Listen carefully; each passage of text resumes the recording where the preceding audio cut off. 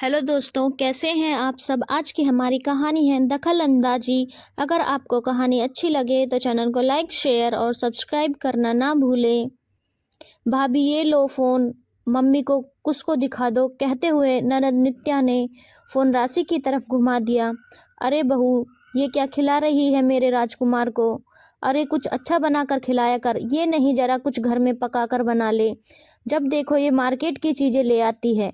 देखो मेरा लाल कितना दुबला हो गया है। सुनंदा जी गुस्सा करते हुए बोली, माँ कुछ ये मन से खा लेता है, फिर ये सब प्रोडक्ट बने ही बच्चों के लिए होते हैं। मैं लाख दाल पानी पिला दूं नहीं खाता। और तो और जो आपने सेब उबाल कर मैश करके देने को कहा था, जब दिया तो सारा उल्टी कर दिया। इसीलिए निकुंज ने भी कह दिया है जो मन से खाता है वही खिलाया करो। राशि चम्मच से कुछ को मुंह में खाना डालते हुए बोली। सुनंदा जी हर दिन फोन लगा देती और घंटों कुछ को देखने और प्यार जताने में लगी रहती और साथ ही साथ राशि को सैकड़ों हिदायतें देती रहती। एक दिन सुबह सुबह ही सुनंदा जी का फोन आ गया।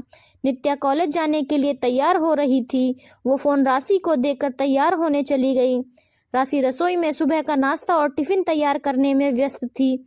ये क्या बना रही है बहू। अरे अच्छी तरह से सब्जी पराठे बनाकर दिया कर मेरे बच्चों को। अपने बच्चे की तरह ही कुछ भी खिलाती रहती है।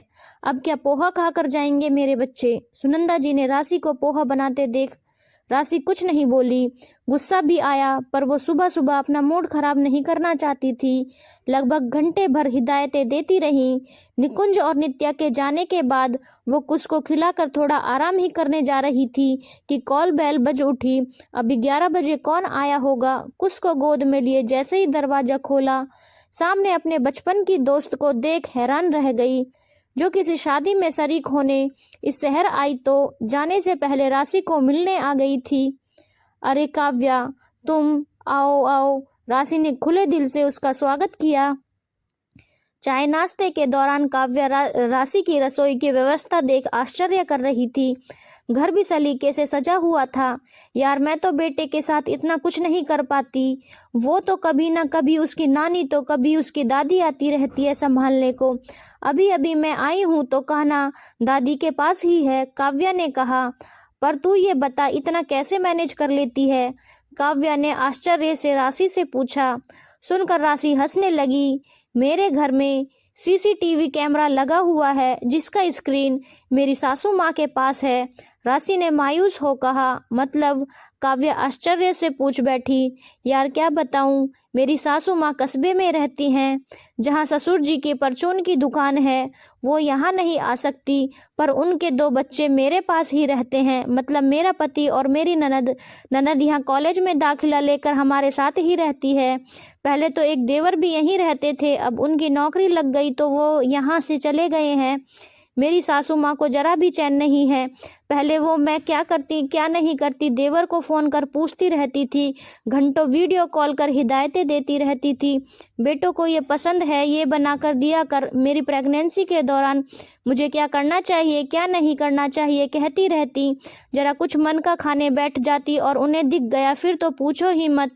अब हालात ये हैं कि मैं कुछ के लिए उसकी पसंद का खिलाती हूँ, उस पर भी टीका टिप्पणी करती रहती हैं। मुझे कभी कॉल नहीं करती, पर पति और देवर को फ़ोन लगाकर मुझसे बात करती थी। अब ननद को फ़ोन कर कहती हैं कुछ को देखना है और फिर कहना कि कितना दुबला पतला है मेरा बाबू, लगता मम्मी ठीक से खिलाती नहीं है। और तो और उनके बच्चों की फरमाइश भी पूरी करने को कहती हैं और बहाने से यहाँ की एक एक चीज़ पर नज़र रखती हैं। मैं सच में उनकी इस आदत से थक गई हूँ। राशि ने हताश होकर कहा। ये तो वाकई अजीब बात है। तू कहती क्यों नहीं आप ही आकर यहाँ अपने बच्चों को संभालो, तो मैं अपने बच्चों को अच्छे से खिला पिला कर मोटा कर दूंगी। ये तेरी ननद बोर नहीं होती हर दिन अपनी माँ से बात करके। काव्या ने पूछा। होती होगी, तभी तो फ़ोन मेरे पास छोड़ जाती है। कुछ किसी के साथ रहता नहीं तो वो कहती दादी पोते को देखना चाहती है, उसे दिखाने के बहाने फ़ोन रख कर फ्री हो जाती है। राशि ने कहा। राशि अब तो जो तेरी ननद सास का फ़ोन लेकर आए तू कह दिया कर आप ही दिखा दो और तू काम की व्यस्तता जता दिया कर। नहीं तो कह दिया जब तू फ्री होगी फ़ोन कर लेगी, जब तक तू कुछ बोलेगी नहीं वो ऐसा ही करती रहेंगी, काव्या ने समझाते हुए कहा। कुछ देर के बातचीत के बाद काव्या चली गई। अब ये सच में मुझे ऐसा ही कुछ करना होगा। सच में कभी कभी दोस्त भी अच्छी सलाह दे जाते हैं। सोचते हुए राशि खुद ही मुस्कुरा दी। रात को फिर जब ननद के फ़ोन पर सासू माँ का फ़ोन आया, राशि ने कहा, नित्या आप बाबू को दिखा दीजिए, मैं रोटियां सेकने जा रही हूँ। कह राशि कुछ को नित्या को थमा कर चल दी। अब राशि ने इसी तरह से टालना शुरू कर दिया। नित्या भी कितना फ़ोन पर कुछ को दिखाती या फिर निकुंज ही, वो तो साफ साफ कह देता, फ़ोन रखता हूँ माँ, देख लिया ना कुछ को। कुछ समय बाद सुनंदा जी के फ़ोन आने कम हो गए। राशि ने भी चैन की सांस ली। अब बस नित्या को फ़ोन कर सुनंदा जी हर दिन का ब्यौरा ले लेती थी। दोस्तों, कुछ सासू माँ सच में दूर रहकर भी बहू की गृहस्थी में दखलंदाजी से परहेज ना करती। राशि भी इससे परेशान हो चुकी थी, पर कुछ सूझता नहीं था, करे तो क्या करे। काव्या ने आकर एक सुझाव दिया और वो सफल भी रहा। आप खाली बैठे हो सकते हो, सामने वाला वो भी आपकी तरह खाली हो जरूरी तो नहीं, ये सोचकर ही किसी को फ़ोन कर परेशान ना करें और किसी के घर की सीसीटीवी ना बने। धन्यवाद दोस्तों। अगर आपको कहानी अच्छी लगी हो तो चैनल को लाइक, शेयर और सब्सक्राइब करना ना भूलें।